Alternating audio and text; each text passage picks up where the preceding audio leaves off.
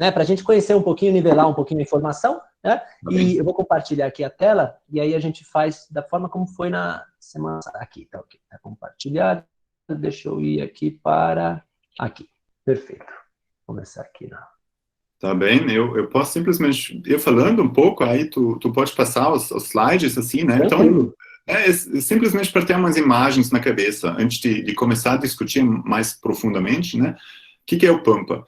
E a primeira coisa, eu acho que eu quis passar aqui, é que a gente pensa do Pampa como um bioma brasileiro, mas, evidentemente, né, que o bioma, a vegetação, os ecossistemas campestres não param na fronteira com o Uruguai.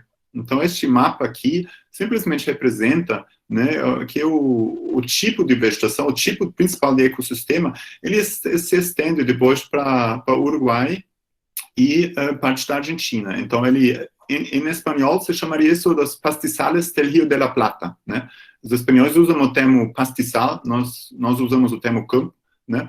E aí essa imagem vem de um artigo que foi publicado uns 2 anos atrás, que apresenta pela primeira vez uma lista florística, uma flora dessa região como um todo. Aí tem algumas imagens já assim que mostram que é uma região muito diversa. Então, mas isso eu acho que primeiro é importante já lembrar que o Pampa no Brasil é aqueles manchas assim cinzas aqui no estado do Rio Grande do Sul, mas ele continua depois para Uruguai e partes da Argentina. Pode passar para a próxima, por favor. Então, outra mapa que eu trago, assim, não vou trazer muitos mapas, mas, assim, uma confusão que a gente nota, às vezes, no debate, que o que é o Pampa e o que são os campos sulinos. Então, o Pampa realmente é a parte sul, metade sul do Rio Grande do Sul, né? Mais ou menos esse círculo, não tinha tempo agora de preparar um mapa maior, mas os campos sulinos incluem também os campos que são situados na serra, no sul do Brasil. Então, os campos de cima da serra, a gente chama no Rio Grande do Sul, os campos de altitude, né, de Rio Grande do Sul, Santa Catarina, até o Paraná, né, onde depois temos a transição já para Cerrado, assim, né. Então, esse é o importante, eu acho. O Pampa é parte só do Rio Grande do Sul, parte sul do Rio Grande do Sul, e Campos Sulinos engloba o Pampa e os campos aí no sul da Mata Atlântica, né. Pode passar?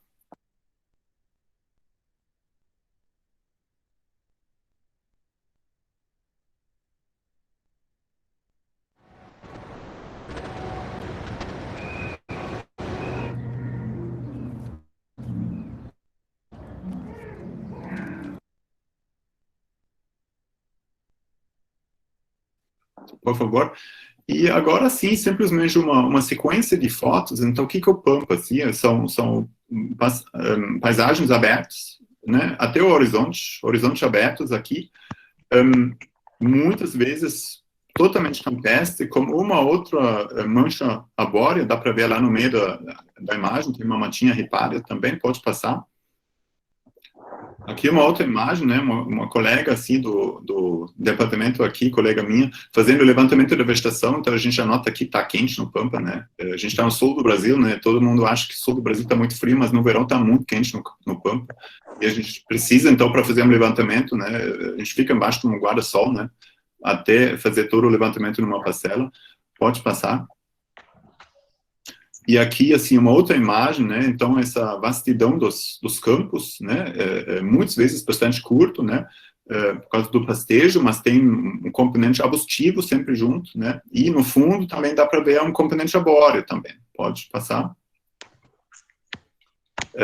Obviamente, né, tem uma grande diversidade também em termos de geologia. Aqui é uma região, assim, bem interessante, com uma geologia bem antiga. Pode passar. Aqui também, né, onde, de novo, a gente nota, tem um componente arbóreo, né, que é associado a certas situações de relevo, muitas vezes. Pode passar.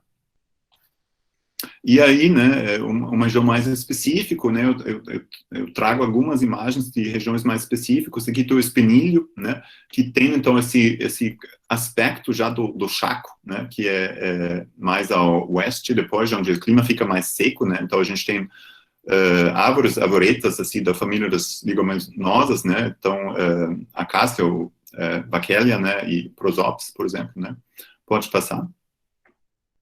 Outra imagem de um ambiente típico são os butiazais, né? Onde a gente tem palmeiras em grandes populações, né?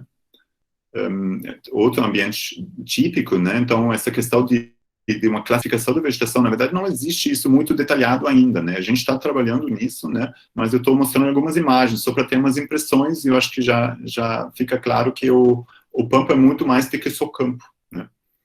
Pode passar?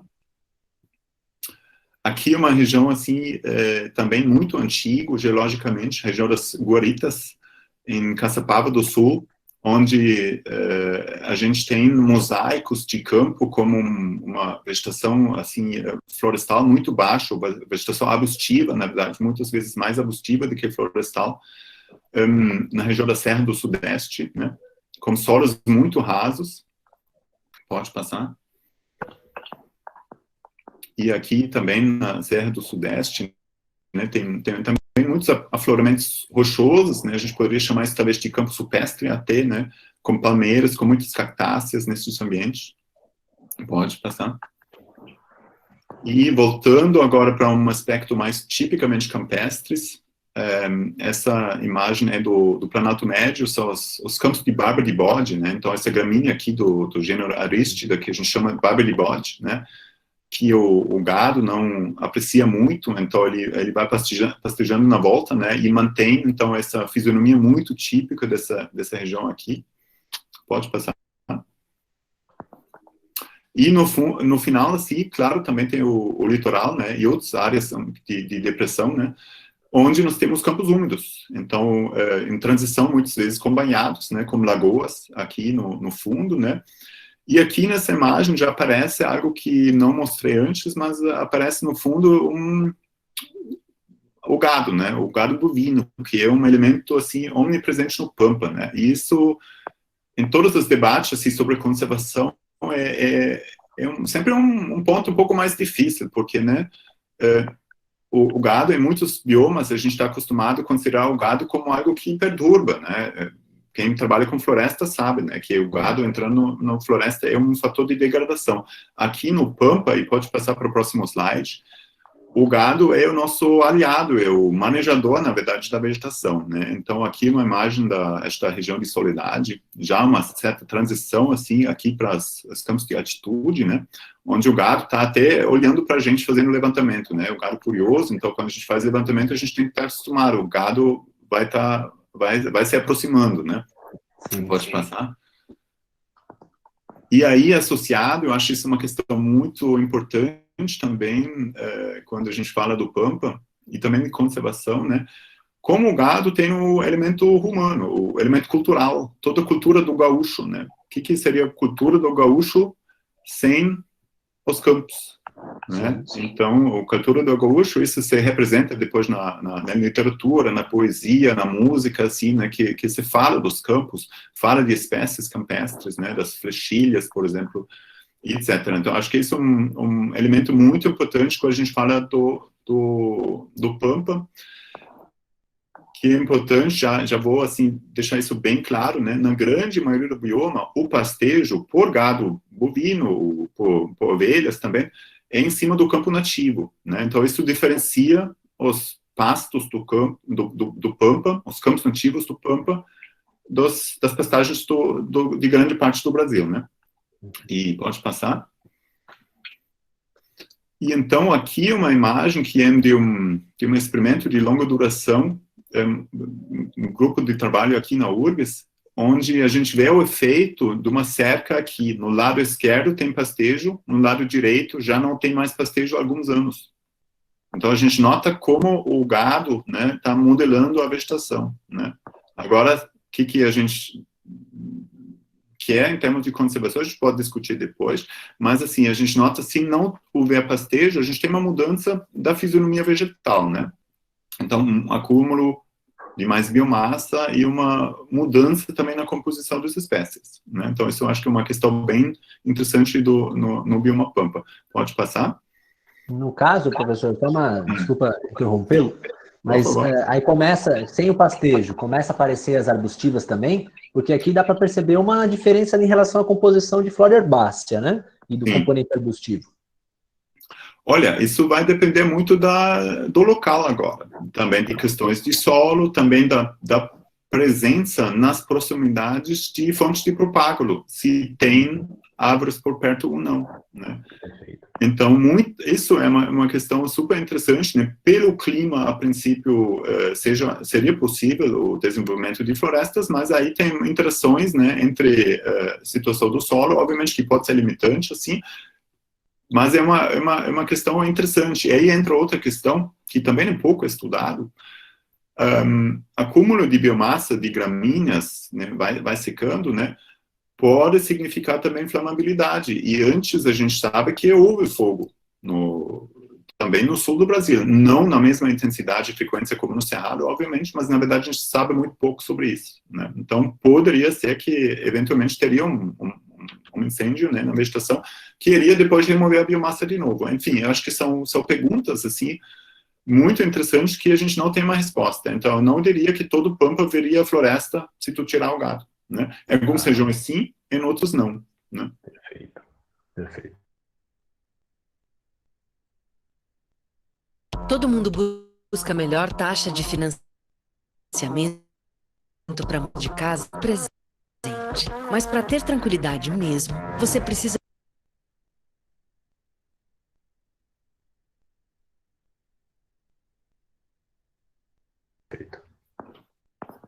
Agora sim, aqui uma imagem de novo de um campo pastejado, dá para ver, né? Então é aquilo que o pessoal da agronomia chamaria de duroestrato, né? Nós temos um estrato herbáceo baixo, de plantas rizomatosas, estoloníferas, que são acostumados a ter o pisoteio e onde o gado mais consome, porque é uma vegetação mais macia, e em cima as tuceiras das plantas cespitosas, né? No caso aqui, capim caninha, Andropogon naturalis, que é uma espécie muito típica.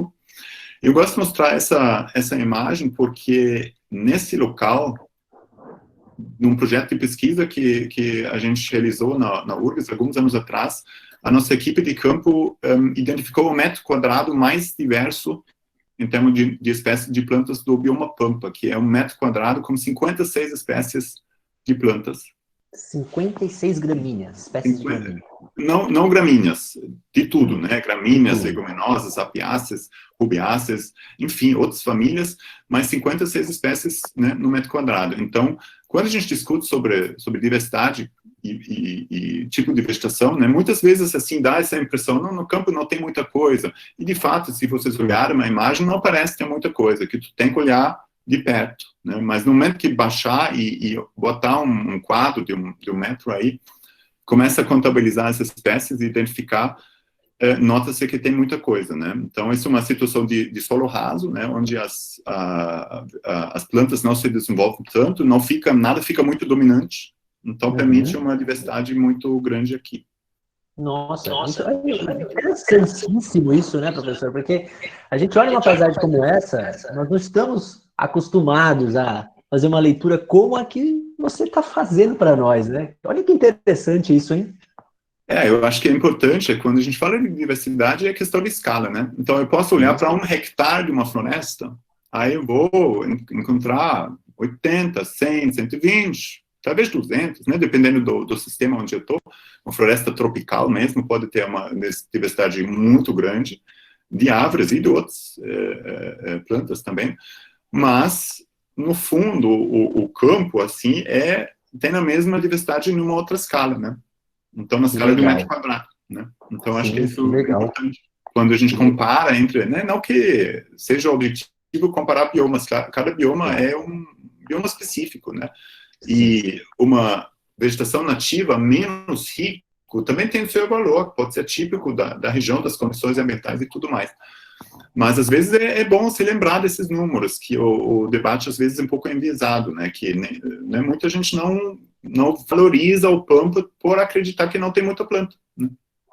Sim, perfeito, muito bem. A gente fala, não, claro que as comparações, elas não são cabíveis, né? Mas eu vi até, inclusive, que a professora Giselda Durigan está aqui com a gente, assistindo essa live, e eu gostaria até de provocá-la para saber se ela tem algum dado parecido de espécies herbáceas por metro quadrado, para ela colocar aí no chat, para a gente ter uma noção, pelo menos uma noção, porque eu achei esse dado tão interessante, 56 espécies por metro quadrado, é muita coisa, É muita muita coisa. coisa, sim. Agora, professor, desculpa, aproveitando essa imagem, Sim.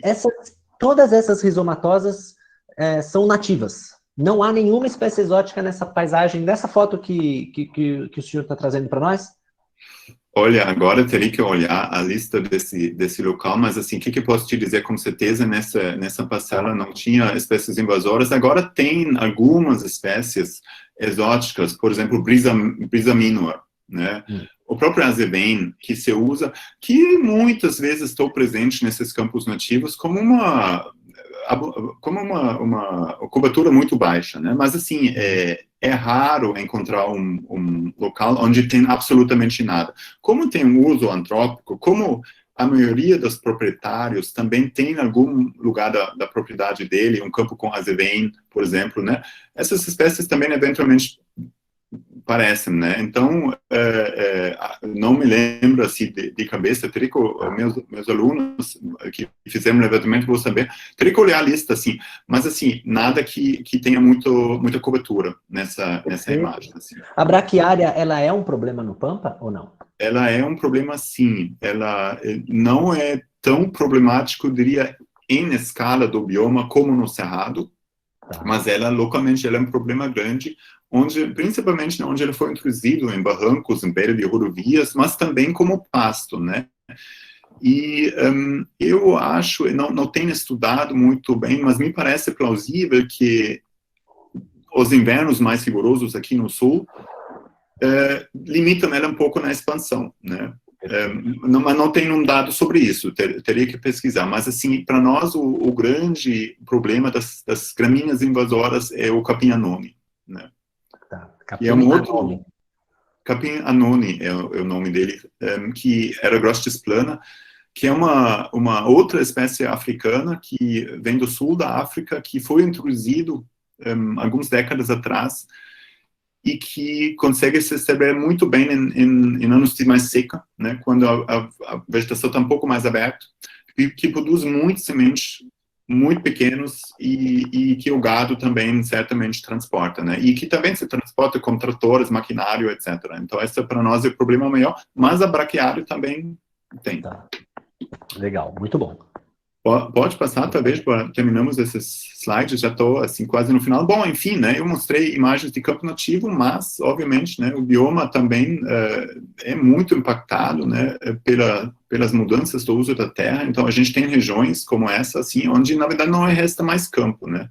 O que tem de vegetação nativa são as matas ripárias, porque, né, historicamente, tradicionalmente, tem valorizado mais na conservação as florestas. Então, o que resta é a floresta. O campo foi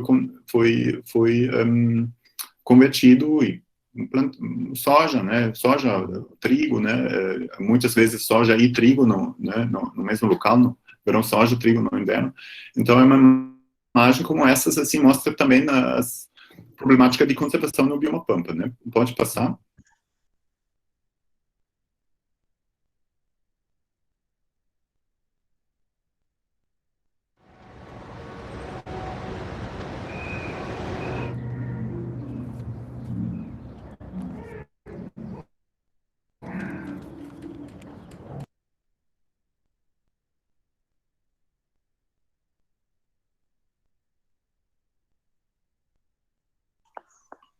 Aqui outra imagem, então, em algumas regiões do aqui que resta de campo nativo são manchas como essa, né? Então, um banhado aqui que não foi convertido, né? E na volta tem um restinho do campo que, obviamente, é fragmentado e certamente também influenciado por tudo que se passa naquela lavoura em termos de pesticidas, por exemplo, né? Então, é uma ilhazinha de campo, mas nem se sabe até que ponto tá intacto em termos de composição, né? Pode passar.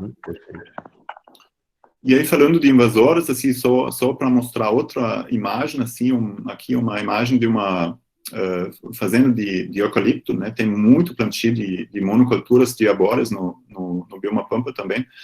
E aí a gente vê nas áreas de conservação no meio, né, geralmente não plantam todas as áreas, tem APP, etc., né, a invasão por tojo, Ulex europeus, uma leguminosa, assim, né, europeia, que é muito agressivo, né, que forma umas moitas, assim, de 3, 4 metros de altura, muito espinhoso, que se expande muito bem, né, nesse tipo de ambiente.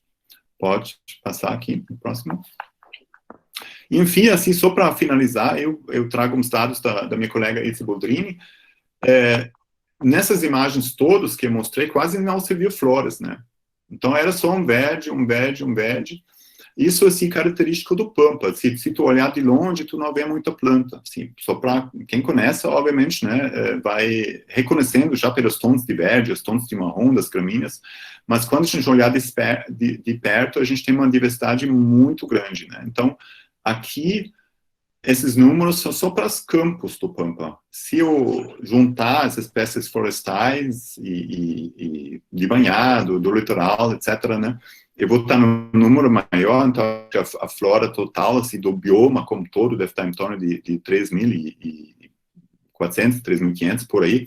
Mas, assim, só olhando os ambientes campestres, que incluem então tudo, né, inclui afloramentos rochosos, né, tem mais de 2.000 espécies de plantas, né, então muitas gramíneas, muitas famáceas também, então essas duas famílias muito importantes em termos de valor forrageiro, né, mas muitos outros também, Asterácea, Ciperácea, Cactácea, né, mais nos afloramentos, Iridácea e muitas outras famílias.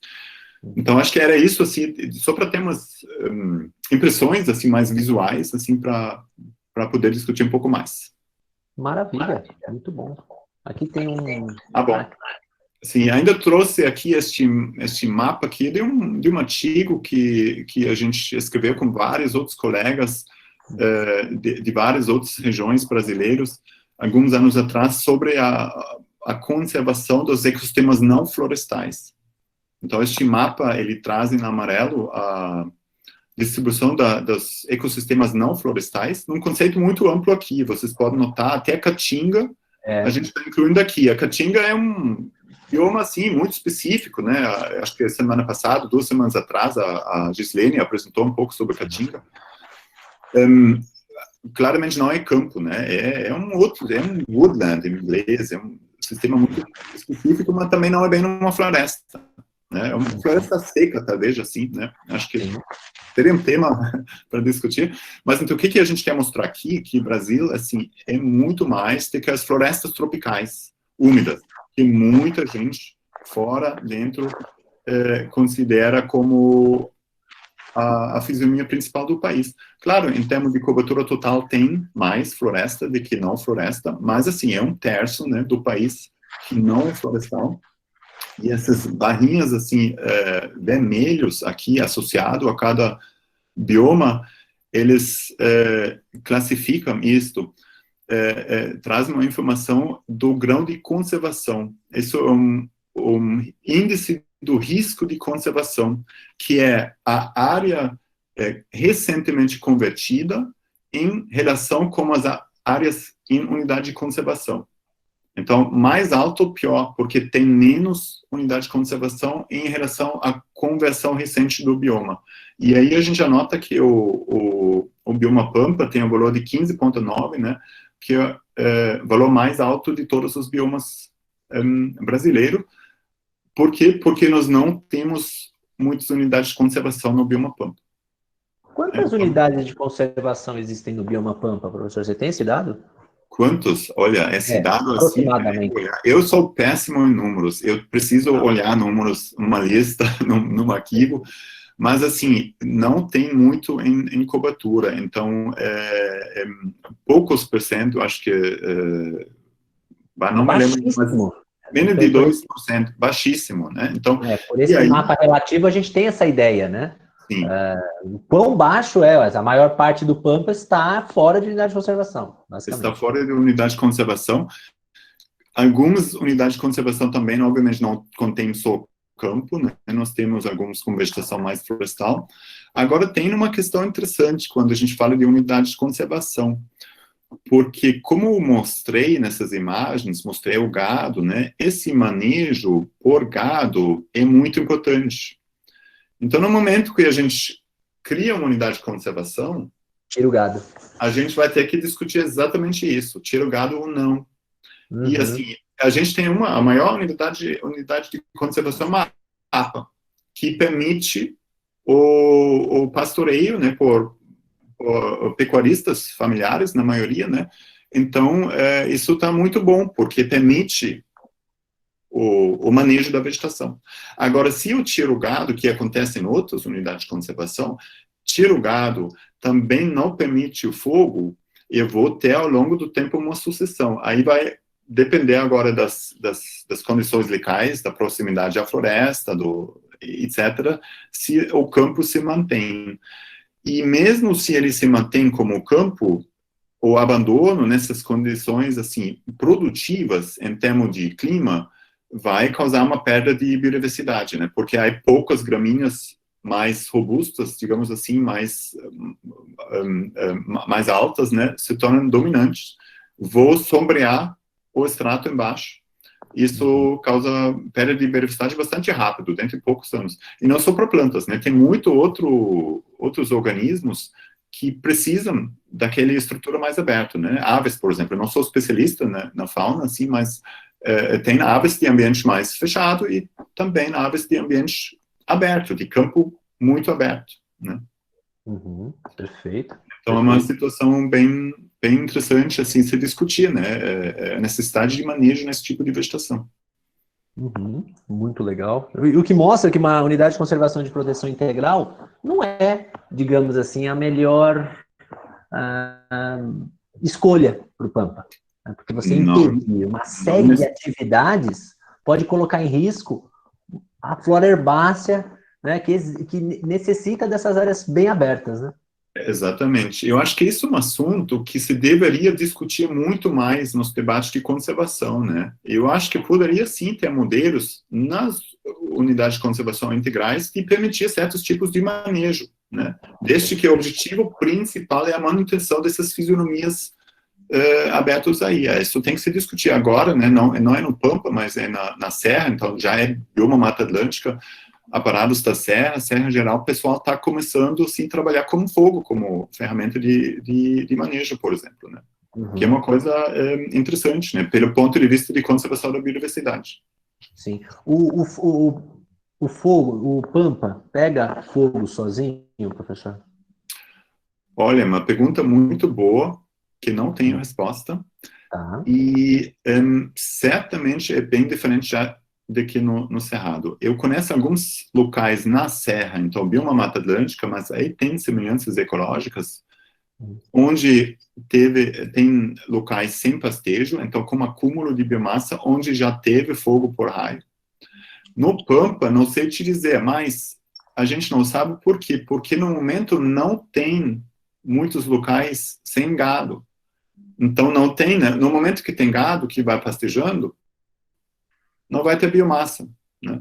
Mas é uma questão muito, muito interessante que precisaria ser estudado, assim, né? A gente sabe em toda a região dos campos, mas a gente tem mais dados na Serra, na verdade, do que no Pampa, dados de perfil de tofeiras, né? Onde se coletou pólen ao longo de um perfil numa tofeira, que nos campos sulinos teve, sim, fogo durante nos últimos milênios, né? Então, antes da chegada do homem. Mas é um tema, assim, bastante em aberto ainda, que precisa ser pesquisado, né? Muito legal. Muito bom. Bom, posso passar esse daqui? Pode tirar os slides da minha parte. Chegamos. Ah, legal. Muito bom, olha, muitos aprendizados. Deixa eu tirar aqui remover, interromper o compartilhamento. Perfeito, muito bom. Tá chegando aqui. Vamos um pouquinho para o chat, antes de eu quero pincelar algumas perguntas. Aqui, ó. A professora Giselda colocou aqui, ó. Tá ganhando o Pampa, professor. Nosso recorde no Cerrado foi de 35 espécies em 1 hectare. No Pampa, eu anotei aqui 56 espécies. Que interessante. Esse dado eu adorei. Eu gosto dessas situações que é muito interessante. Deixa eu colocar. Posso comentar um pouco sobre isso? Porque eu acho que é um dado interessante, assim, e como eu falei no Pampa, a gente tem questão do pastejo. Então, o que o pastejo vai fazer? Ele vai estar abrindo neste local, assim, uma situação como solo mais raso, onde, de forma geral, as plantas estão mais baixinhos. Quando as plantas são mais baixinhos, cabem mais no metro quadrado. É meio lógico, né? Como eu pisoteio o tempo todo, o gado não deixa as gramíneas cespitosas se desenvolverem. No cerrado não tem isso. No cerrado a gente tem uma dominância por plantas cespitosas. Naquele local, a dominância, em termos de cobertura, é das plantas prostradas. Isso permite que entre as prostradas tem muito mais coisa, porque não tem essa competição por luz, né? Então, acho que isso explica, no caso. Imagino que, talvez, dentro do bioma cerrado, talvez na região dos campos rupestres, poderia ter outros locais em situações mais limitantes em termos de nutrientes ou água, onde talvez o número seja mais alto, mas eu não sei, não. Acho que é uma questão bem interessante, assim. Perfeito, muito legal. Eu ia falar um pouquinho sobre fitogeografia, e aí o meu amigo Marcelo Moro, grande fitogeógrafo, trouxe uma dúvida aqui, uma pergunta. Gerhard, para você, os campos de cima da Serra Geral, são um subgrupo florístico diferente em relação aos pampas do sul, do Rio Grande do Sul e Uruguai, ou são a mesma flora? Aí pega essa pergunta e fala um pouquinho da fitogeografia, da origem dessa flora campestre. Vou deixar essa. Marcelo, acho que é uma outra pergunta muito boa aqui. Eles são diferentes, sim, né? Então, a gente fez, nos últimos anos, alguns projetos de levantamento na região como um todo, do sul do bioma Pampa até, com colegas de Santa Catarina e Paraná, até Paraná. E, juntando todos os dados, fazendo algumas análises, a gente nota que se tem uma clara distinção, né, em dois grupos. Os campos do Pampa, que é a província pampeana, né, e em cima, associada à Mata Atlântica, já é uma outra flora. Mas muitas espécies são compartilhadas entre esses dois grupos de campo, né? Então, principalmente espécies dominantes, né, Andropogon lateralis, capim-caninha, e muitas outras gramíneas, mas na serra nós temos uma flora específica, inclusive com um componente endêmico interessante também, né? Então, são contingentes florísticos diferentes também que a gente tem aí. Mas em termos ecológicos, tem muitas semelhanças. E, claro, é um contínuo, no fundo, né? Sim, é um contínuo. E essa flora campestre, qual é que é a origem dela? Ela vem do sul, né? Ela vem... como que é? Porque o clima do Rio Grande do Sul, né, para você, é um clima muito de transição, do tropical para o temperado, né? Sim. Qual que é a identidade florística dessa flora do Pampa? Campestre, tá? Olha, agora eu tenho que cuidar um pouco, porque senão é bem na minha área de trabalho, né? Eu sou muito mais ecólogo do que fitogeógrafo, né? Então, não vou me arriscar muito, mas tem elementos de várias contingentes florísticos muito distintos, né? Nós temos, por exemplo, eu não falei sobre isso no Pampa, olhando para as gramíneas, nós temos uma mistura de gramíneas C3 e C4, então, tropicais e temperados. Por exemplo, entre as do clima temperado, nós temos as flechilhas, que é o nacella, né, antigo estipa, né, que é um contingente mais ao sul, que é um grupo de plantas típico em ambiente de steppe em outras regiões, né. Mas também nós temos famílias mais tropicais, assim, Melastomatácea, Tibuchina, campestres, assim. Então, é uma mistura, realmente, de elementos florísticos de várias regiões, assim, né, que se encontram todas no Rio Grande do Sul. Perfeito, perfeito. Vou colocar aqui, Mariana Siqueira, Viva o Capim. Isso, com certeza, sem muito dúvida. Sem dúvida.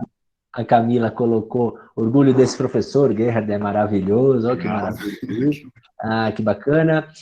Teve uma pergunta do Marcelo falando do vento. Se o vento, que é constante na região do Pampa, é um fator condicionante de ausência da vegetação arbórea. Olha, uma outra pergunta muito boa, que eu tenho problema de responder de forma clara, porque eu sou cientista, né? O que eu não estudei e não li a respeito... Você não fala, com certeza. Eu não sei se, no caso aqui, é realmente o fato de causar uma ausência da vegetação, mas que as florestas em locais expostos ao vento são mais baixinhos, eles são. De forma geral, a gente nota isso. Para quem trabalha com floresta no bioma Pampa, nota que as florestas, embora a gente pode considerá-los como a extensão da Mata Atlântica, as florestas pampeanas, eles são mais baixos, mais baixinhos, mas isso também tem a ver com as questões do clima, obviamente, e do solo também. Agora, sobre a questão do vento, eu fico devendo, mas eu acho que é uma pergunta muito boa, assim. Eu acho que é difícil falar que um fator explica a ausência de vegetação arbórea, né? O vento, o frio, a geada, enfim, né? Exatamente, e assim, é uma situação que a gente conhece de regiões de alta montanha no mundo, né, onde sempre esses locais mais expostos são livres da vegetação arbórea, e eu acho que é justamente esse conjunto de fatores. No momento que a microtopografia cria uma condição um pouco mais protegida, aí sim a vegetação arbórea vai conseguir se estabelecer, mas assim, na combinação de pouco substrato, poucos nutrientes, talvez geadas mais fortes e muito vento, fica mais difícil. Maravilha, legal. Professor, o Alexandre gostaria de saber como é realizado o controle do capim anone. Se vocês possuem alguma técnica, algum método que vocês comprovaram ser interessante, o que você tem a dizer? Pois é complicado, né? Eu acho que não tem solução para isso ainda. Acho que quem gosta dessa área de pesquisa é um campo para trabalhar e desenvolver uma técnica.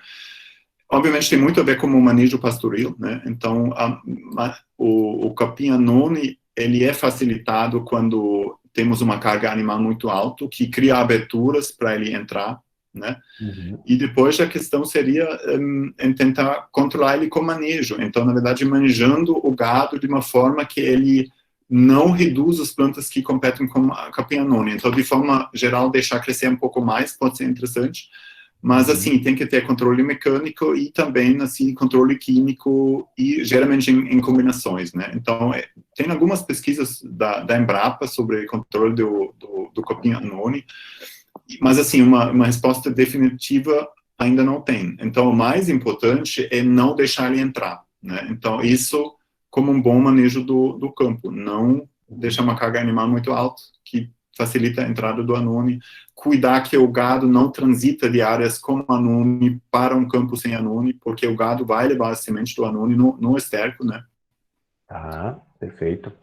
Perfeito. Professora, o trabalho do consultor ambiental é o que no meu curso online atual, a gente fala, o curso é chamado Legista da Vegetação. O consultor, a pessoa que trabalha na área ambiental, ela é um legista, que tem que contar uma história, tem que avaliar o grau de conservação, etc. e tal, né? Você elencaria quais são os principais fatores de degradação de uma vegetação campestre do Pampa? Porque aonde eu quero chegar? Passar dicas para o consultor, para ele chegar numa área, porque ele tem pouca informação de classificação, ele não tem uma resolução CONAMA para classificar os diferentes tipos de vegetação. Então, ele tem que ir pela avaliação do grau de conservação. Quais são os principais fatores de degradação que o técnico tem que olhar em loco e falar, olha, tem isso, é porque esse local está degradado, nananana. Isso vai ser importante para classificar e para restaurar também, óbvio. Né? Como que você elencaria os principais? Claro que é uma pergunta ampla, mas os principais.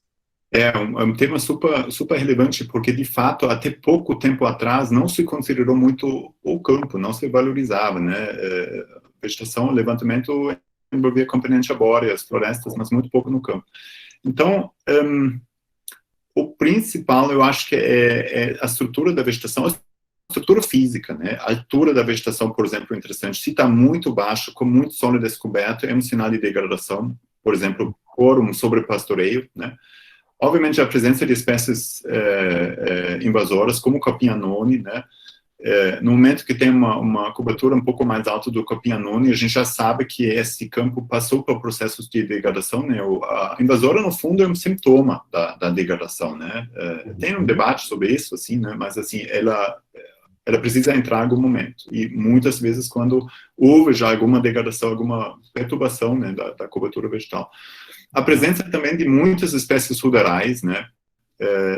Que podem ser nativas, mas que são indicadoras, né, de também processos de degradação, muitas vezes associado ou ao sobrepastoreio, ou seja, uma carga animal muito alta, ou a um histórico de outros usos, né? E isso é uma questão importante quando houve uma mudança do uso da terra, né, lavoura, ou implementação de uma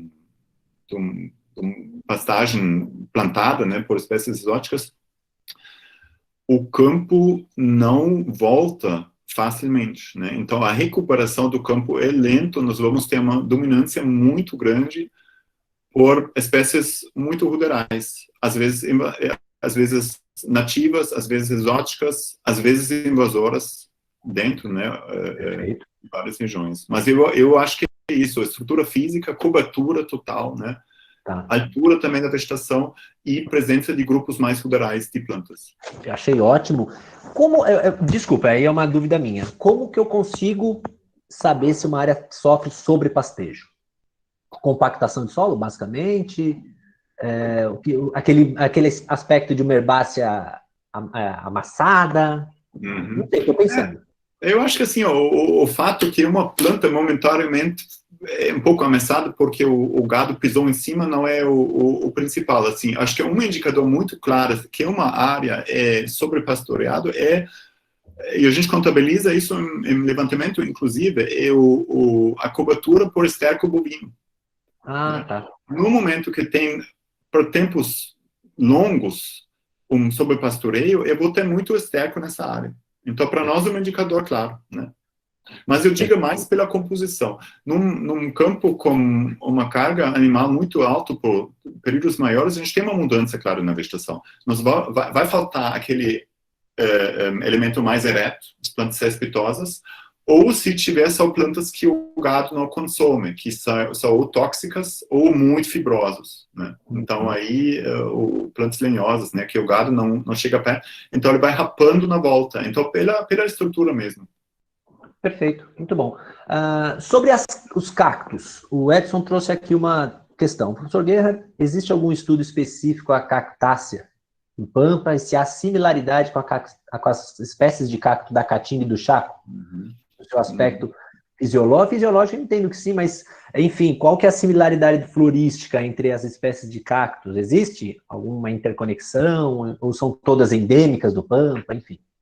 Tem, de fato, uma série de cactáceas endêmicas do Pampa, e aqui nós temos muitas dessas pequenas cactáceas globosas, por exemplo, o gênero paródia, né? E agora eu, obviamente, tenho dificuldade de responder isso porque não conheço bem a flora das cactáceas da Caatinga e do Chaco, né? Mas eu acho que aqui a gente tem muitas espécies dessas cactáceas pequenas em afloramentos, e muitos deles são endêmicos da região. Então, eu teria que olhar a questão das semelhanças, mas eu acho que é uma flora de cactáceas distintas aqui. E eles são, obviamente, limitados a certos ambientes. Os afloramentos rochosos, né? Então, aí existem algumas espécies que ocorrem em muito poucos pontos, né? Então, uns microendemismos que só tem aqui mesmo. Muito legal, muito legal. O Arthur trouxe aqui, parabéns pela palestra, gostaria de saber se existe alguma técnica para o controle do tojo. O tojo, sim. Isso é outro problema. Na verdade, o tojo é aquele arbusto que mostrei naquele foto, uma planta que... O Ulex. Isso, Ulex europeus. Não existe técnica assim, fora também controle manual, cortar, passar herbicida, né, no toco, mas assim, o tojo invade áreas extensas, né? Então é outra área onde a pesquisa é necessária. Infelizmente, né, o problema das invasoras mais complicadas que é muito difícil controlá-las. E o problema do tojo é, quando tem tojo na área, o gado não entra mais, porque ele é muito espinhoso. Então, ele se propaga muito bem, né? E ele rebrota após o fogo. Então, também não dá para controlar ele com fogo. Perfeito, muito bom. Eu vou pegar uma outra dúvida do Edson, relacionado a identificar as fitofisionomias, porque está...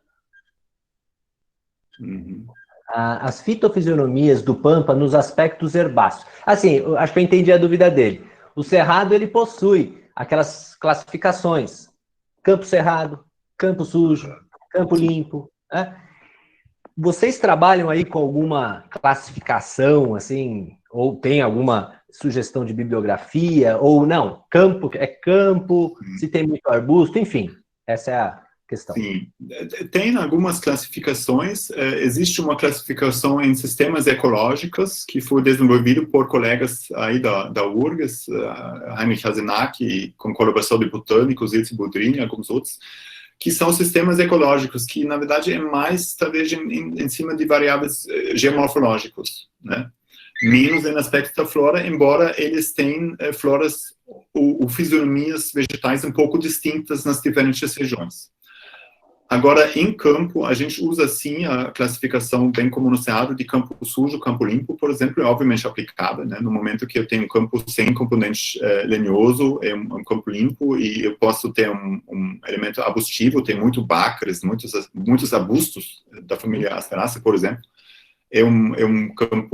seria um campo sujo, né? E então tem essas outras fisionomias, espinilho, butiazal, assim, que é um elemento mais específico. Mas a gente ainda carece uma classificação com base em padrões florísticos. Isso, a gente tem tentado trabalhar um pouco com isso, mas minha impressão é que a gente ainda, embora temos ido muito para campo, ainda pouco amostragem, né? Perfeito, perfeito. Olha só, você vê como essa pergunta, a questão das espécies exóticas, né? As espécies exóticas, ela rende. A Ivana trouxe aqui mais uma. Uva japonesa e o lírio do brejo. Espécies invasoras que estão arregaçando o ambiente. Sofre também com essas espécies no Pampa, professor? Tem, claro, o lírio do brejo é mais restrito a ambientes úmidos, né, beira de riacho, muitas vezes em mata ripária, assim, né, não tanto uma espécie do campo mais aberto. E a uva do Japão também, mais um problema nos ambientes florestais, assim, mas obviamente no bioma como um todo, assim, uva do Japão, né, foi muito plantado, né? E, então, aí tem que ser substituído nos locais que ele foi plantado, né? Ele foi plantado para dar sombra, então eu acho que isso, de forma geral, independente da espécie, onde tem espécies invasoras que foram plantadas para dar sombra, para homem, para animais, etc., eu acho que tem que substituir isso, né? Sem dúvida. Colocando aqui comentário do nosso colega Paulo Guedes, que não é o ministro da Economia, mas é o nosso amigo uruguaio que está aí nos saudando de Canelones. Que bacana. Essa ligação assim com o Uruguai é muito importante para nós, porque lá, né, os colegas uruguaios trabalham com o mesmo ambiente, a cultura é muito parecida, né? Então acho que a gente tem uma colaboração no grupo aqui da URGS com vários colegas uruguaios, então saludos de volta para os colegas aí. Sim, que legal, muito bem. Vem aqui, em relação às espécies endêmicas, um dado, você colocou que 2.000 espécies, elas compõem aproximadamente flora campestre. Você tem um percentual de endemismo, professor, em relação a esse número? Olha, eu acho que vou ficar devendo pelo seguinte motivo, que aquele que eu comentei no início, para mim o bioma Pampa, ele não termina na fronteira com o Uruguai, então não sei qual é o sentido de dar um número de espécies endêmicas para a parte brasileira, aquele que a gente chama de bioma Pampa. Agora, se eu olhar a flora dessa região toda, do Brasil, Uruguai e nordeste da Argentina, de uma flora de mais ou menos 4.400 espécies nativas, eu acho que dá uns 8% mais ou menos de endemismo nessa região, por aí. No Pampa, então, o endemismo não é tão alto, justamente porque a flora está, né, o Pampa brasileiro é só uma parte, né? Então, eu não vou encontrar uma espécie endêmica para o bioma Pampa, porque ele ocorre também, poucas, né? Mas tem alguns sim. Na região da Serra do Sudeste, por exemplo, que é uma região muito antiga, nós temos uma série de espécies endêmicas lá nessa região. Sim, perfeito. Professor, a gente está caminhando para o final. Eu queria falar um pouquinho sobre metodologia, muito breve. Né? Qual é a metodologia que vocês costumam utilizar para fazer um levantamento no Pampa? Né? Eu vi lá o guarda-solzinho da colega, provavelmente colocando um quadradinho. Fala um pouquinho para um técnico que vai fazer um levantamento. É só uma avaliação ecológica rápida? Colocar algumas unidades de amostrais para ter essa questão da cobertura é importante? O que você tem a nos trazer em relação a isso? O que a gente geralmente faz nos projetos mais de pesquisa, assim, é sim uma estimativa da cobertura das espécies numa parcela de 1 metro quadrado. Né? Então, a gente usa um quadro desses canos de PVC, que é fácil de levar para campo, fácil de montar, Guarda-sol é importante porque tu vai ficar no mesmo lugar 15 minutos, meia hora, 40 minutos, dependendo um pouco da experiência, né, da pessoa, o quanto tu conhece, e vai olhando, e vai notando as espécies, e a gente, sim, trabalha com cobertura, né, valores de cobertura, uma estimativa visual da cobertura, isso é o mais comum, o mais completo, né. Agora, para algumas avaliações, pode ser suficiente também agrupar as espécies em grupos funcionais, gramíneas prostradas, gramíneas eretas, ervas, subarbustos, mas aí, obviamente, a interpretação já vai ser mais limitado, né, porque não sei a composição, né, não sei se tudo é nativo ou não. Muitas vezes eu posso trabalhar assim com algumas espécies indicadoras de um certo ambiente, mas assim, para um laudo da vegetação, para fins de licenciamento, eu acho apropriado seria, sim, a parcela, né, com o levantamento completo da vegetação, seria o ideal, né? Perfeito. E aí eu acho que a questão da identificação botânica é um problemaço, né? Porque se você não coleta com estágio reprodutivo, existem maneiras, como que os seus colegas especialistas aí na URGS, existe algum manual? O que você sugeriria em relação à identificação botânica? Uma melhor época para coleta no Pampa? De repente, existe uma melhor época para você pegar um maior número de espécies floridas? Porque eu, assim, a minha experiência por identificação de gramíneas é pequeniníssima.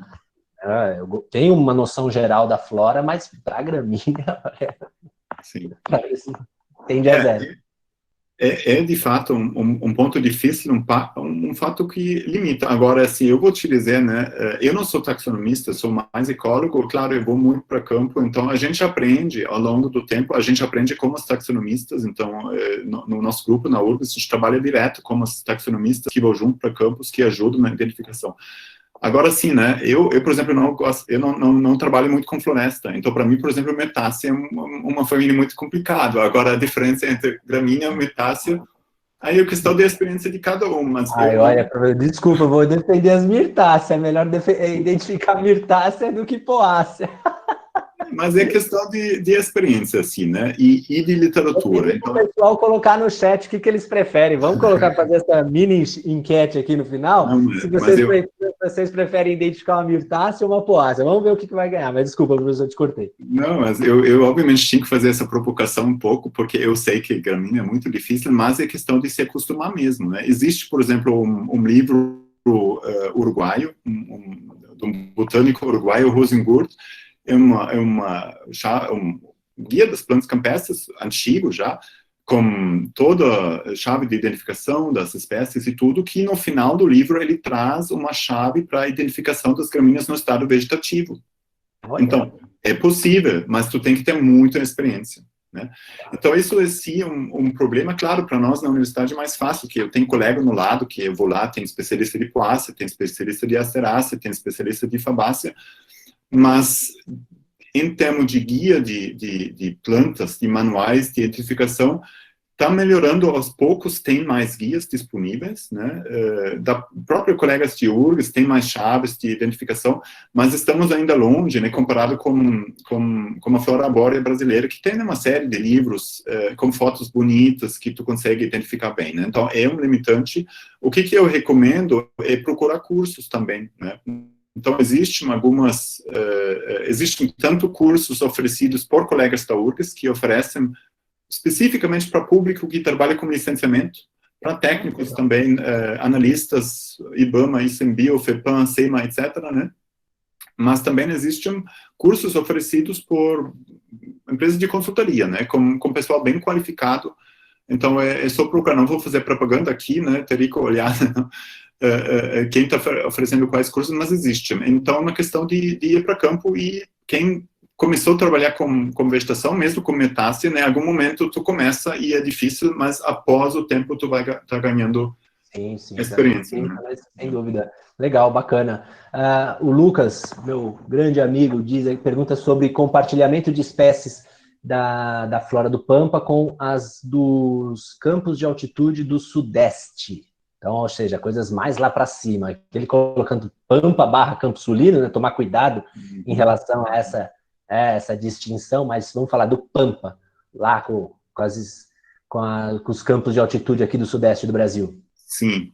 É uma outra pergunta boa que a gente tem agora um projeto de pesquisa onde um dos objetivos é justamente analisar esse tipo de conexões, porque até agora, pelos trabalhos que eu conheço, nunca se integrou muito os dados aqui dos campos do sul nos trabalhos dos campos de altitude na Serra do Mar, na Serra de Mantiqueira, né? Então, nunca se foi até o sul, porque são ambientes diferentes, né?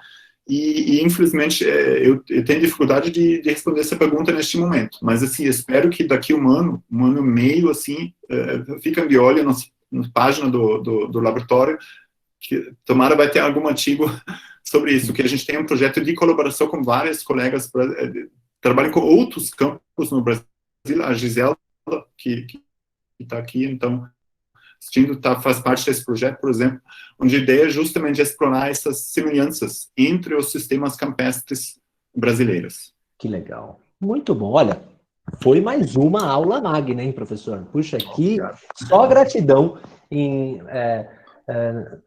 você ter trazido esse conhecimento. Vamos para acabar. Até surgiu esse termo na nossa imersão, STEP. Vocês costumam usar esse termo STEP aí para o Rio Grande do Sul? É uma designação internacional, não é? Vem de fora, né? Esse termo meio de grassland, assim, uma coisa meio... Olha, eu não uso. Tem algumas pessoas usam, já que o IBGE usa, né? Mas, ao meu ver, STEP é um termo usado para sistemas campestres semiáridos, muito mais secos do que os nossos sistemas aqui. Então, na Mongólia a gente tem estepes. Em parte da América do Norte tem estepes. Claro, em termos de fisionomia, nós temos semelhanças, né? Esses campos sem elemento lenhoso, e talvez em termos de história, né? A gente sabe que o clima aqui, alguns 10, 20, 30 mil anos atrás, era mais frio e mais seco. Então, talvez nessa época, os ambientes eram mais como o steppe. É uma pergunta interessante, e então... Nós temos esses elementos aqui, eu acho que sim, que são mais desse clima mais seco, mas que hoje não são mais os dominantes, mas eles se mantêm aqui. Então, eu, pessoalmente, não utilizo o termo steppe, eu uso o termo campo. E, para mim, steppe é uma questão que, na América do Sul, tem lá na Patagônia, né? Mas nem tanto aqui.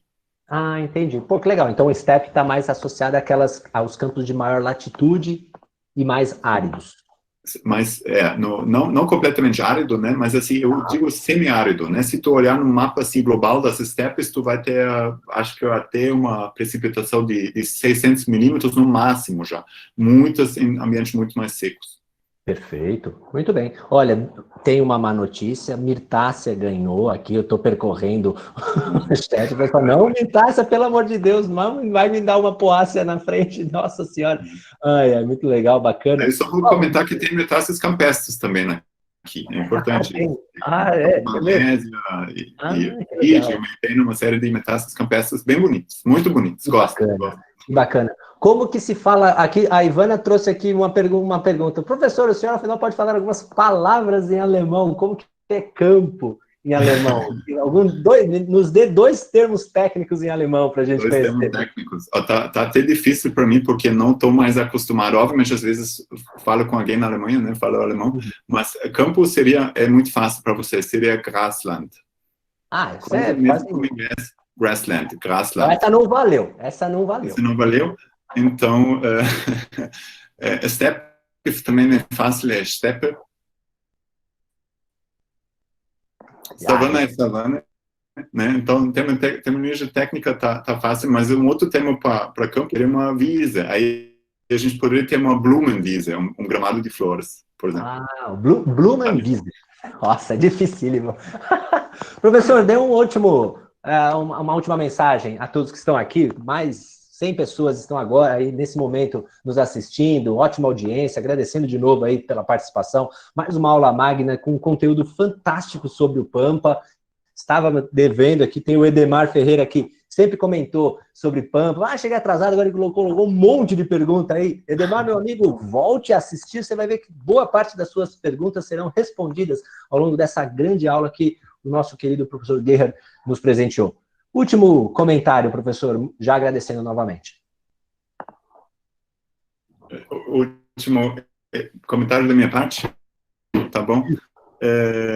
eu acho assim, um tema que a gente acabou não falando, que acho que faltou tempo, simplesmente acho que é assim, o tema de restauração, né? Perfeito, perfeito. E que é um tema para mim muito muito caro, assim, que está muito no início no Pampa, que eu acho que é algo que se torna muito relevante, que tem muito a ver com essa valorização do bioma Pampa, de reconhecer que os sistemas campestres são sistemas valiosos, biodiversos, que cumprem uma série de funções, né, desde produção de carne, mas também outros serviços ecossistêmicos, e onde a gente está muito no início, né? E então isso a gente precisa trabalhar com uma valorização dessa flora nativa e aprender a usá-la, né, em projetos de restauração. Então, que talvez como mensagem final, assim, quando se planeja a restauração aqui no Pampa, olha muito bem se é para trabalhar com árvores ou não, que a gente vê isso muito, porque o que está disponível na restauração são mudas de espécies arbóreas, né? Então, o que geralmente se faz é plantar árvores.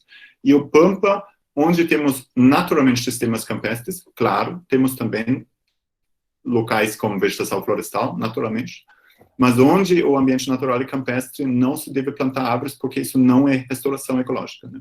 É uma substituição. É uma substituição. Em inglês, o termo seria afforestation, aflorestamento, ao contrário do reflorestamento, né? Porque não tinha árvores. Então, isso para mim é um tema que eu acho muito importante, que tem que repetir, porque é algo que muita gente que não é da área de biologia não sabe mesmo, né? Que os campos aqui no sul são sistemas nativos naturais e que possuem um valor muito alto para a biodiversidade, inclusive. Perfeito. Não, esse dado vai ficar na minha mente. 56 espécies por metro quadrado. Fantástico. O pessoal está agradecendo demais. Professor, muito obrigado. Né, o pessoal teve eu preciso colocar esse comentário, já me desculpe novamente. Teve um colega aqui que falou que é mais fácil aprender. Como que foi? Que agora veio um monte de comentário, o negócio foi para baixo, mas falou que acho que é mais fácil identificar uma poácea do que aprender a falar alemão. É complicado. Professor, pode ser um outro tema, né? Um outro live sobre alemão. Olha, o pessoal já está falando aqui para ter uma outra live para falar de restauração. Você já está convidado, quando tiver um tempinho, quiser vir falar um pouquinho, porque eu acho que isso é bem legal, né? Primeiro caracterizar, para depois a gente trazer um estudo de caso do que vocês estão estudando, que vocês estão encontrando. Eu acho que vai ser muito rico, palestra fantástica aqui. Professor, mais uma vez, obrigado. Tá? Pela presença. Obrigado a todos que estiveram presentes. Deixo aqui o recado novamente. Workshop do dia 5 ao dia 8 de outubro, desmistificando a identificação de plantas. Quem não se inscreveu, tem interesse, fazendo o meu marketing agora, né, professor? Poxa, importante. Né? Abaixo do vídeo, as informações, um workshop bem bacana. Professor, até uma próxima. Grande abraço. Obrigado por todo esse conteúdo, viu? Obrigado a todos. Obrigado. Grande abraço. Tchau, tchau. Um abraço. Tchau, tchau. Tchau a todos.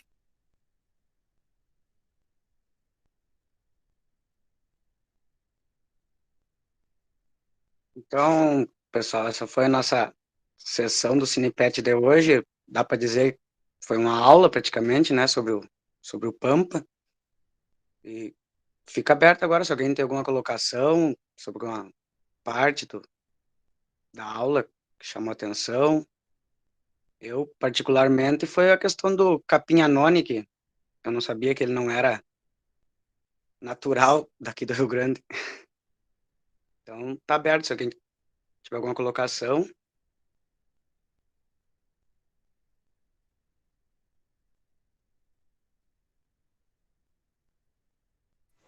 Outras questões ali também que me falaram ali que eu pensei na hora que falaram sobre invasoras ali, que era exatamente, além do capim anone, o lírio do brejo, né? Aqui em casa é uma praga isso, né? Não tem... É muito difícil você conseguir fazer manutenção. É muito difícil você conseguir fazer a manutenção dela, né? Porque é uma planta que, se você passa uma enxada, cortou, cresce dois, né?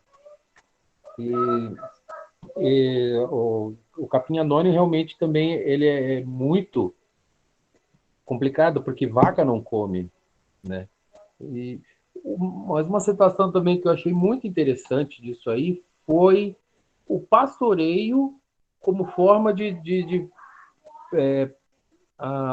como auxílio de prevenção, de proteção. Isso eu me surpreendi com essa questão do pastoreio como forma de proteção do bioma pampa, porque eu achei que o pastoreio em cima ali era simplesmente nocivo, como acontece em todos os outros biomas ali, o pastoreio é extremamente nocivo. Aqui não, é uma forma até de disseminação do bioma, né? E também tem a questão podemos dizer, da conservação que ele mencionou ali, que também foi um detalhe que me impressionou bastante, por causa que a gente, quando fala em conservar, em preservar, enfim, a primeira coisa que a gente pensa é em plantar a árvore, né? Então, por ter descoberto que a nossa região aqui do Pampa, aqui, ela, a maior parte é campo mesmo, e não de mato, podemos dizer assim, a gente está, dá para se dizer praticamente que a gente está errado em plantar uma árvore para reflorestar uma área, não sei se mais ou menos por aí o caminho, eu acho. É mais ou menos ali, eu acho que a questão não é plantar árvore, é analisar, porque você viu que é o campo com algumas áreas arbóreas, né? Algumas poucas áreas arbóreas. Aí essas áreas arbóreas seriam mais identificadas no pé de acidentes geográficos, em matas ciliares e coisas assim, né?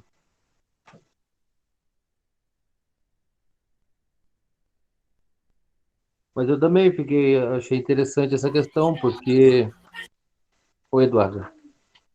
O professor Felipe ia falar alguma coisa? Me ouviram? Estou me escutando. Não ouvimos. Ah, tá. Eu tava de fone, acho que não estavam me ouvindo, por isso eu perguntei. Agora eu tirei o fone. Exatamente, são essas discussões que vocês estão levantando aí que são interessantes, né? Que a gente tem bastante campo para debater. Primeiro a questão do campo, né? Que a partir se não me engano, do quaternário, que houve uma mudança, né? Dentro da biogeografia a gente explica também uma mudança a partir da oclusão do canal de Suez da América Central, né? Que modificou o clima de todo o planeta. E a partir se não me engano, do quaternário, houve uma modificação e o clima temperado aqui para a nossa região propiciou, né, o surgimento da vegetação de campos, né? E que ela permanece por muitos e muitos anos. Porém, contudo, todavia, entretanto, sim, originalmente é campo. Porém, se vocês percorrerem os campos de cima da serra, não só a questão da manipulação humana, isso é um outro assunto que vocês também estavam comentando com relação à pecuária, que sim, ela tem um papel benéfico em comparação às monoculturas, né, que elas assim destroem tudo. Mas, enfim, voltando à questão de campo, né, essa vegetação mesmo de campo, ela está modificando, porque originalmente no quaternário nós também tínhamos um clima mais seco, e o clima atualmente ele está obviamente ao longo dos anos, eu digo dos anos, mas milhares de anos, ficando cada vez mais úmidos e propiciando com que tenha pequenas matas, pequenas vegetações, mesmo dentro do campo, né? O que originalmente não existia. Então, o nosso campo aqui do Rio Grande do Sul, não só por manipulação humana, mas também pela questão de temperatura, ele está tendendo a voltar a ter uma vegetação mais arbustiva e menos de gramíneas, né, que é a vegetação do campo. Então, como ciência e biologia é algo que não é estático, né, é algo dinâmico, tem ambas análises, tanto que originalmente é campo, que é verdade, quanto que o fato da umidade estar aumentando, fazendo com que vegetações tenhamos pequenas, digamos assim, pequenas florestas no meio do campo, já surgem próximas aos rios e outros, também dá vazão para quem começa a falar de vegetações um pouco maiores, não chegando a florestas fechadas, mas vegetações um pouco maiores também, com relação aqui a nosso bioma também. E a questão da pecuária, como já foi falado, acho que é um outro assunto bem discutido, mas que ainda tem muito o que ser discutido, né? Originalmente se pensou, como o André falou ali, né, que a pecuária vinha para extinguir à medida que o boi, né, ele estaria exterminando, né, comendo e dizimando, mas o que se vê é justamente o contrário, que onde há pecuária, tu tem uma maior diversidade de plantas, tu tem plantas do tipo C3, que são plantas que crescem com uma lentidão, crescem com, digamos assim, uma menor velocidade que outras plantas que são plantas do tipo C4 e que são muito mais cultivadas na monocultura, e na monocultura tu perde totalmente a diversidade colocando somente aquela espécie, e perdendo a diversidade tu perde diversas coisas e não somente a espécie por si só, né? A diversidade ela propicia com que surjam novos medicamentos, a diversidade ela propicia temos uma variedade genética até mesmo para benefício da agricultura, porque quando temos variedade nós temos diferentes genes, e esses genes diferentes eles podem ser resistentes, por exemplo, a uma determinada praga, a uma determinada temperatura. Tendo monocultura, tu só tem a perda dessa variabilidade, dessa diversidade. Então, são temas bem interessantes e foi muito proveitoso essa discussão. Como já falei em outros momentos para vocês, é uma discussão que eu gosto muito, que propicio em uma das disciplinas que ministro, e que para a nossa região aqui é muito importante, e nós disseminarmos também essa discussão, que as pessoas precisam conhecer mais do nosso bioma, no lugar onde a gente vive. Completando ali, que aqui a gente vê bastante o pastejo, né, o pastoreio ali, e que eu lembro que eu tinha um campo aqui na volta, só complementando uma observação sua, professor. Tinha um campo aqui na volta que era nativo, ele colocava gado ali em cima, e aí teve um determinado momento que ele decidiu arar aquela terra, plantar pasto azevém, né, que até ele mencionou também no vídeo, do azevém como até não é muito agressivo para a flora local, né? E aí essa pessoa plantou o azevém, depois que ele colheu o azevém, ele soltou o gado em cima, o gado seguiu pastando ali, só que no ano seguinte notou-se um crescimento daquela tal da vassourinha, que é uma lenhosa alta, arbustiva, né? É um arbusto alto e lenhoso, e que começa a tomar conta daquele campo de uma forma assim, muito, assim como a guanchuma também tem tomado conta do campo todo, está trocando, onde não tinha aquilo ali, de repente apareceu, sem que o gado tivesse uma conexão direta com aquilo ali, né? Não sei explicar assim ao certo como essas espécies chegaram lá. São espécies nativas, só que elas estão tomando conta de uma coisa que era pasto, agora estão virando arbustos baixos, né? Uma outra comparação que dá para fazer, André, é a questão de onde planta melancia, aí na região do Cacique, em São Francisco aqui, é uma área que geralmente é de campo, de gramínea.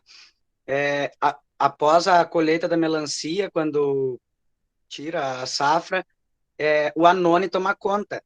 Então, é aquela questão que nem tu mencionou da vassourinha. Como é que ela foi parar ali, entendeu? Se não foi na semente da melancia, nada, o anone, ele tende a invadir a área que foi plantada com melancia.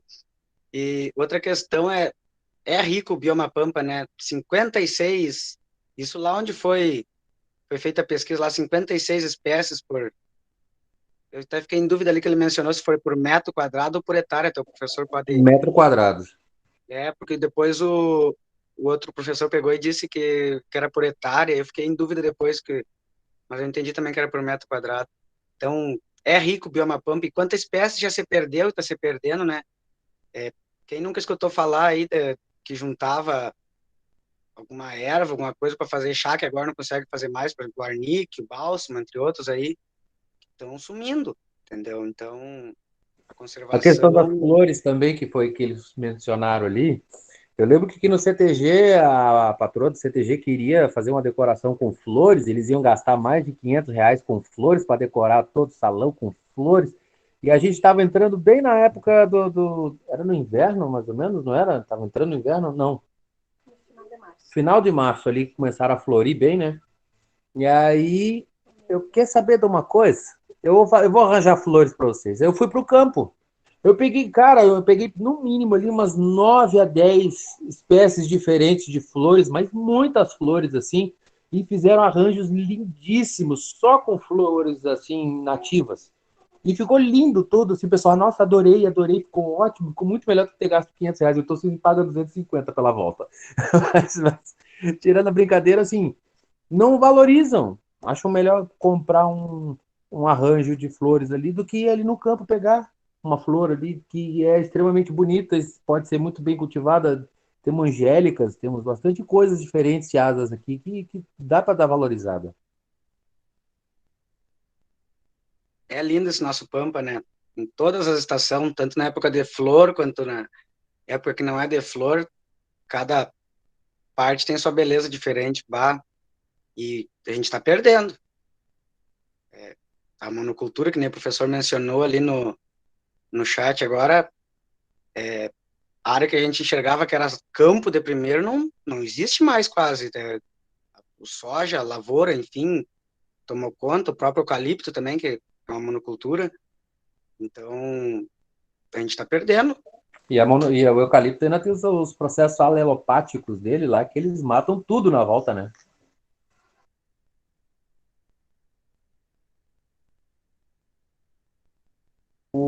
Tem a. Ai, me fugiu aqui. Depois eu vou lembrar aqui qualquer um comentário que eu ia fazer também, que era mais ou menos puxado por esse teu lado aí, Cid. Só que eu não lembro exato, me fugiu aqui na. Ah, sim, das APAs. As áreas de proteção ambiental que ele citou lá, nós temos, se eu não me engano, aqui no Rio Grande do Sul são 3, mas na Pampa só tem uma, que é aqui o Birapuitã, né? Lá é permitido tem o parque do a área de preservação do Birapuitã, e ao redor do Birapuitã existem vários chacreiros pequenos, né? Chacreiros pequenos, pequenas fazendas. Muitos deles converteram suas casas e suas propriedades para como se fosse hotéis fazenda, né, onde você faz passeios a cavalo para dentro do Parque do Birapuitã. Ele é uma área muito grande, muito extensa, mas mesmo assim ele representa menos de 1% de toda a Pampa que está preservada, né? E é um lugar bem legal, assim, se um dia a gente tivesse a oportunidade de ir, eu queria até provocar o professor Felipe para a gente tentar mais para frente ali, quando não há oportunidade futura ali, a gente tentar ir lá, conhecer e passar um dia lá, pelo menos, ali, porque é bem legal. Lá tem além das espécies da flora, existe a fauna íntegra, né? Lá a gente tem avistamento de zorro, de zurrilho, de emas, né? Tem um avistamento dos mulitinha. Dizem que tem. Você vê os bichos correndo, assim, você tá andando no meio do mato, do campo ali, e você vê o bicho passando assim na tua frente, assim, sem constrangimento nenhum.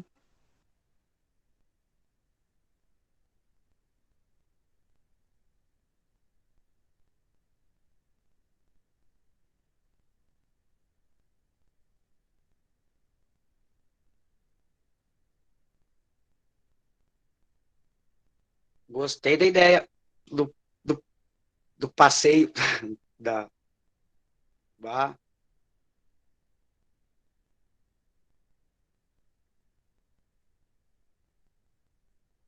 E não fica muito longe daqui. O Birapuitã, daqui de Caciqui para lá, são 120 quilômetros, né?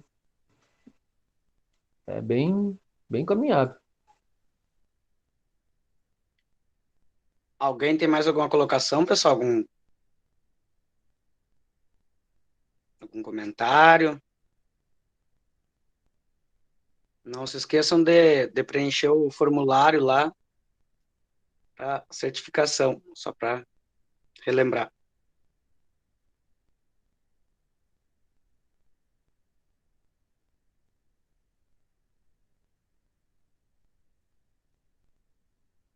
Também quero, nós temos 3 atrasadas, aquelas, né? Que era para ter sido ano passado. Mas então, pessoal, da minha parte, acho que era isso. Alguém tem mais alguma colaboração? Se ninguém tem, vou encerrar a gravação. Muito obrigado pela presença de vocês e até a próxima sessão do Cinepet. Um abraço a todos, bom final de semana. Abração.